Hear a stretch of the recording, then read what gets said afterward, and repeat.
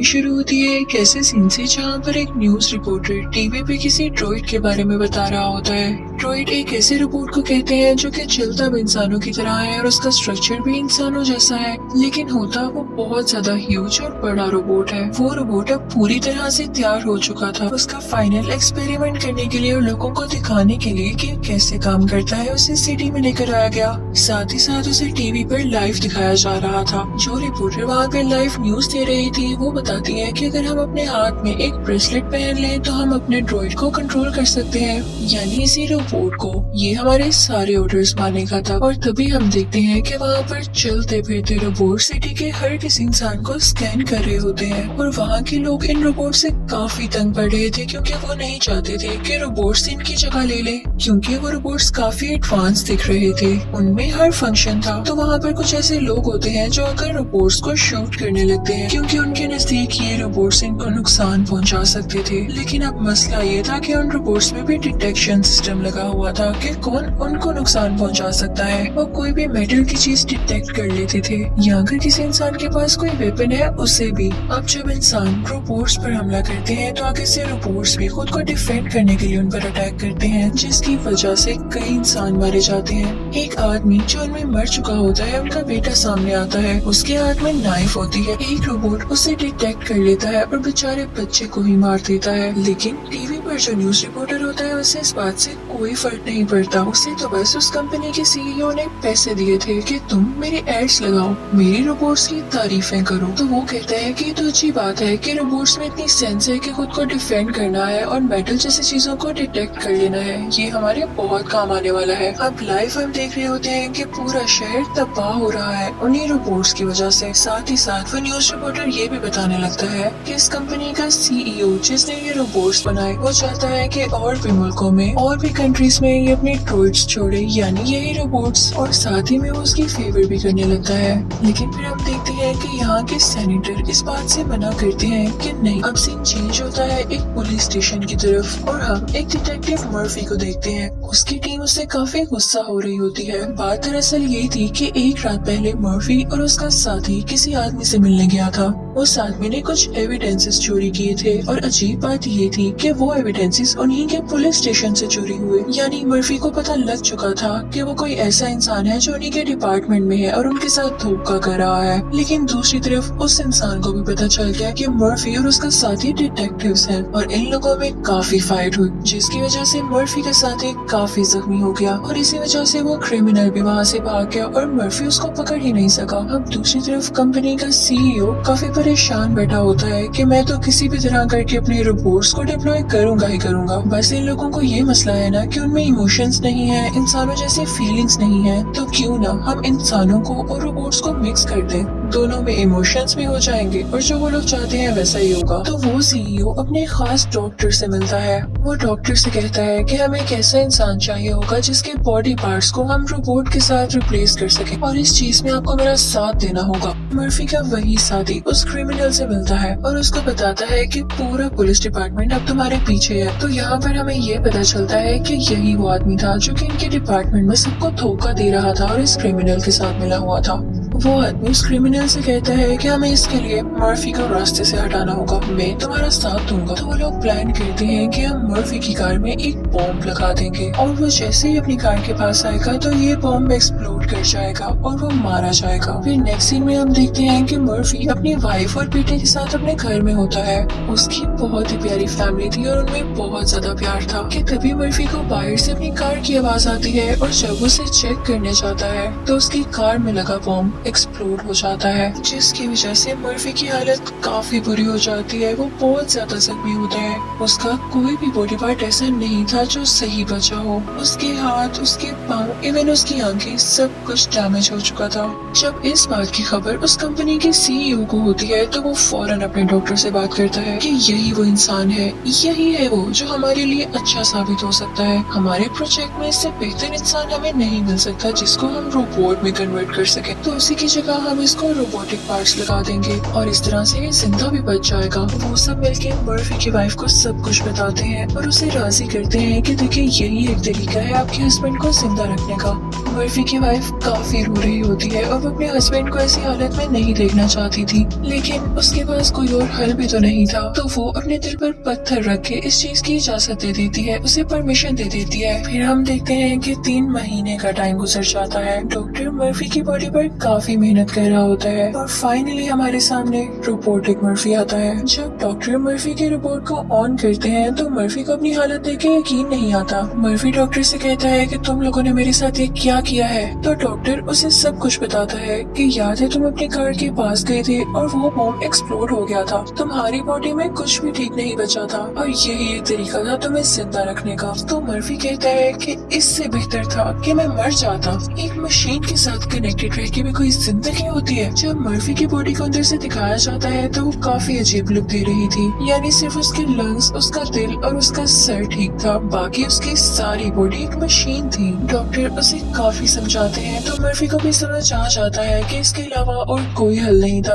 और वो इस रियलिटी को एक्सेप्ट कर लेता है। फिर उसे बताया जाता है कि तुम्हें फाइटिंग करना सीखना होगी। डिटेक्टिव तो तुम पहले भी थे और ये तुम्हारे लिए फायदे की बात होगी, बस तुम अपनी शूटिंग और बेहतर कर लो और इसके लिए उसे काफी ट्रेनिंग दी जाती है। उसके बाद सीईओ सबसे कहता है कि हम अब एक रियल एक्सपेरिमेंट करेंगे। हम देखेंगे कि मर्फी ने अभी तक कितना सीखा है। वो उसकी वाइफ को भी वहाँ पर बुलाते हैं और मर्फी को एक ऐसी जगह लेकर आया जाता है जहाँ पे आसपास और बहुत सारे ड्रोइड्स होते हैं, यानी बहुत सारे रोबोट्स होते हैं। अब उन लोगों की फाइट स्टार्ट होती है। काफी ज्यादा ड्रोइड्स मर्फी पर अटैक करने लगते हैं, लेकिन मर्फी इतना स्ट्रॉन्ग होता है, उसमें इतनी स्किल्स होती हैं कि वो सब ड्रोइड्स को हरा देता है और ये सब देख के सीईओ काफी खुश होता है। इस सक्सेसफुल ऑपरेशन के बाद मर्फी को पहली बार अलाउ किया जाता है अपनी फैमिली से मिलने के लिए। अब जब मर्फी पहली बार अपनी वाइफ और अपने बेटे के सामने आता है तो वो लोग काफी सैड होते हैं क्योंकि मर्फी अब पहले जैसा नहीं था, लेकिन उनके लिए यही बात काफी थी कि मर्फी जिंदा तो था एटलीस्ट और उनके पास था। फिर हम देखते हैं कि एक इवेंट रखा जाता है जिसमें मर्फी यानी मर्फी के ड्रोइड को सबसे इंट्रोड्यूस करवाना था और सबको बताना था कि कितना अच्छा रोबोट है और उसमें इमोशंस भी हैं, बिल्कुल इंसानों की तरह। सारे 1 बाय 1 उस रोबोट यानी मर्फी के रोबोट से क्वेश्चंस कर रहे होते हैं और उसका काफी अच्छे से आंसर कर रहा होता है और सबको इम्प्रेस कर रहा होता है। लेकिन तभी उसकी आंखों के सामने वही फुटेज आ जाती है, यानी उसके कार के एक्सप्लोजन की। ये चीजें देखकर उसका माइंड अपना कंट्रोल खो देता है और उसे काफी दुख होने लगता है, जिसकी वजह से उसके सिस्टम में एरर आने लगता है। तो डॉक्टर फौरन से उसे शट डाउन कर देता है। अब वहाँ के डॉक्टर्स मिलकर एक प्लान करते हैं कि हम इसका इमोशन लेवल 0 कर देते हैं, यानी अगर इसमें कोई फीलिंग्स ही नहीं होंगी तो इसे अपना पास्ट याद करके भी कोई दुख नहीं होगा और ना ही इसे कोई मसला होगा। तो वो लोग ऐसा ही करते हैं, उसके सारे इमोशंस, उसकी सारी फीलिंग्स उसकी बॉडी से निकाल देते हैं, जिसकी वजह से वो अब एक मुकम्मल रोबोट में बदल चुका था। अब जब उसे डेमो के लिए जाया जा रहा होता है तो उसका बेटा उसकी तरफ स्माइल पास करके देखता है, लेकिन वो तो सीरियस होता है बिल्कुल।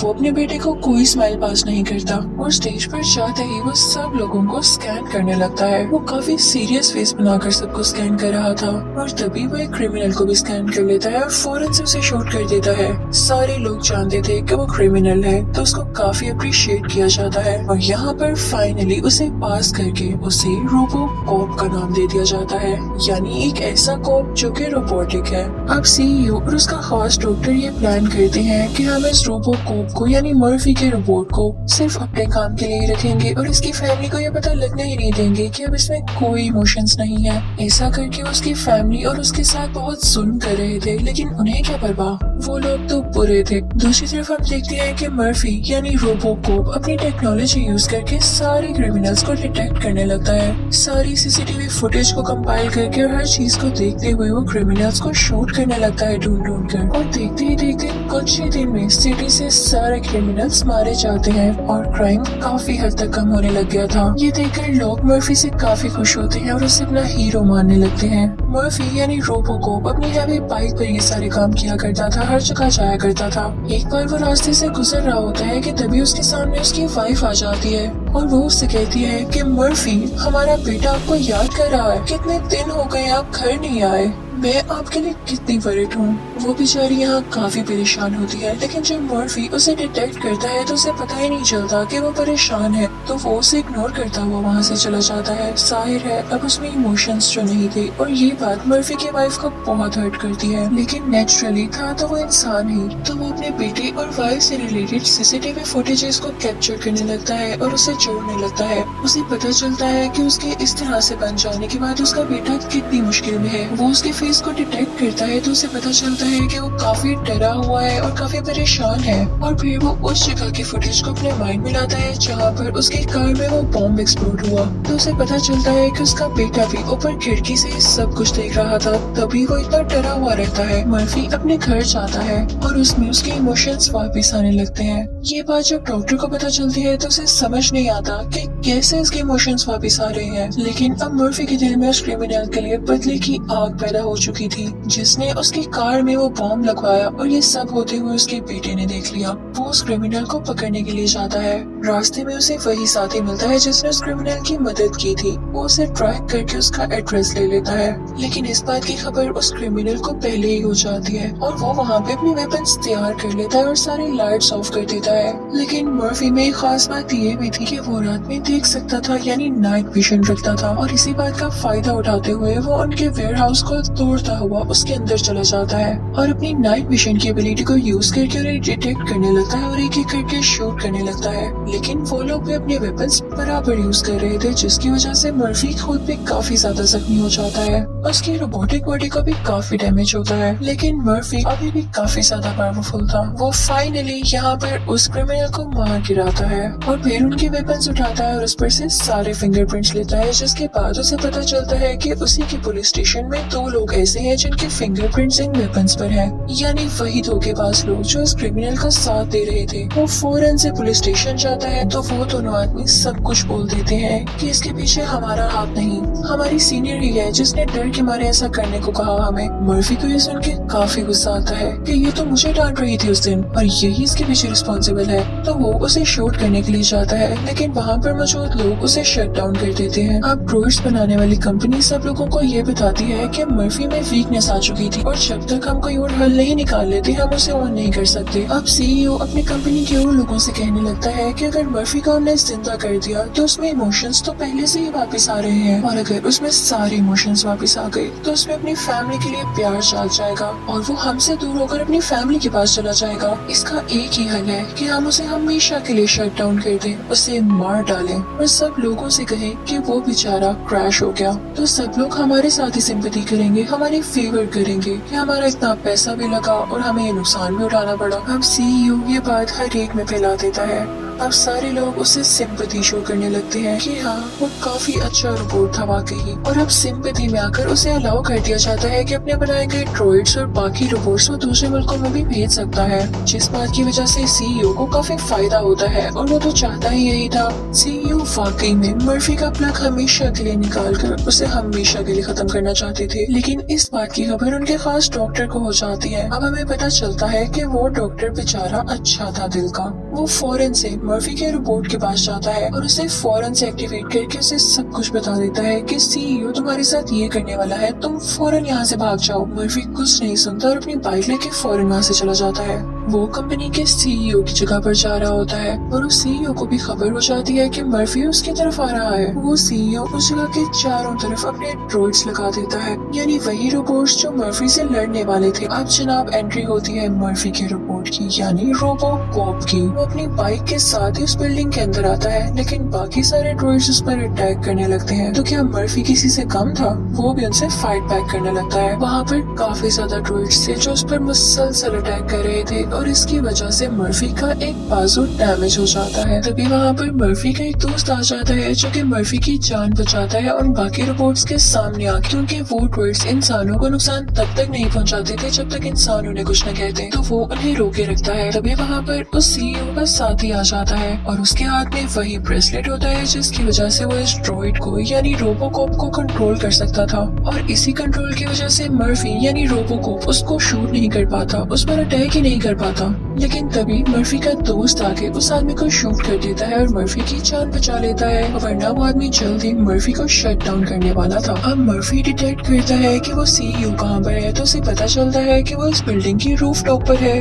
तो वो फौरन से वहाँ जाता है उस पर अटैक करने के लिए, लेकिन पता चलता है कि जनाब उस सीईओ ने भी वो ब्रेसलेट पहन रखा था, जिसकी वजह से वो रोबोकॉप यानी मर्फी उसका कुछ नहीं बिगाड़ सकता था। मर्फी अपने सारे इमोशंस इकट्ठे करता है और उनको इकट्ठा करके उसको शूट करने लगता है, लेकिन उसका सिस्टम उसे इस बात के लिए अलाउ नहीं कर रहा था, तो वो क्रैश होने लगता है, उसका सिस्टम शट डाउन होने लगता है। लेकिन इसी दौरान सीईओ कहता है कि मैं तुम्हारी फैमिली को शूट करने वाला हूँ। वो ऐसा इसलिए करता है ताकि वो हर्ट हो और जल्दी क्रैश हो जाए, लेकिन इस बात से मर्फी को फायदा होता है, उसमें इमोशंस जाग जाते हैं और वो जल्दी अपना सिस्टम जल्दी से रिबूट करता है और उस सीईओ को शूट कर देता है। लेकिन साथ ही साथ वो सीईओ भी उस पर शूट करता है, जिससे उसकी बॉडी डैमेज हो जाती है और वो नीचे गिर जाता है। उसकी फैमिली भाग कर उसके पास आती है और फिर उसे डॉक्टर के पास ले जाया जाता है, वही खास डॉक्टर। वो उसके लिए एक नया रोबोटिक सूट तैयार करते हैं और जब वो बिल्कुल ठीक हो जाता है तो उसकी वाइफ और उसका बेटा उसके पास आते हैं और वो उससे कहते हैं कि हम अब आपके साथ हमेशा रहेंगे, हम कभी भी आपको अकेला नहीं छोड़ने वाले, क्योंकि आप हमारी जान है, हमें आप पे प्राउड है। अच्छा जी, अगर अब हम बात करें दूसरे मुल्कों में वो रोबोट्स बेचने की, तो गवर्नमेंट सब कुछ देखते हुए इस चीज का अलाउ ही नहीं करती, क्योंकि ड्रॉइड सब खतरनाक भी साबित हो रहे थे कि मूवी भी यहीं पर खत्म हो जाती है। Thank you for watching.